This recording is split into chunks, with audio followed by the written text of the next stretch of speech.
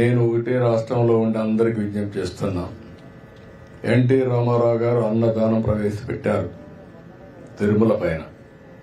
దాన్ని కూడా నాసిరకం భోజనం పెట్టే పరిస్థితికి వచ్చారు ఇటీవల కాలంలో. దానిపైన కూడా అనేక కంప్లైంట్లు, కడాన ప్రసాదంపై కూడా కంప్లైంట్లు వచ్చే పరిస్థితికి వచ్చింది. ఇవన్నీ కూడా నాణ్యమైనటువంటి అక్కడ ఏవైతే మన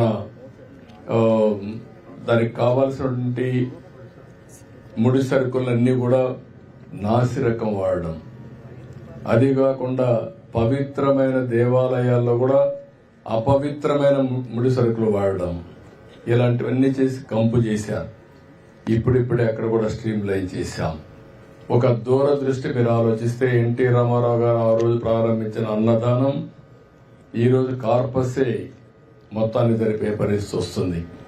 డే బై డే ప్రజలు ఇంకా కాంట్రిబ్యూట్ చేస్తున్నారు. ఎప్పుడైనా సరే ఒక మంచి వ్యవస్థను ఎస్టాబ్లిష్ చేసి ఒక పవిత్రమైన కార్యక్రమంగా దాన్ని తీసుకున్నప్పుడు ప్రజలు స్పాన్సర్ చేయడానికి ఏమాత్రం వెనుకాడలేదానికి అన్నదానం టీటీలో ఒక ఉదాహరణ అని చెప్పి నేను మీకు తెలియజేసుకుంటున్నాను.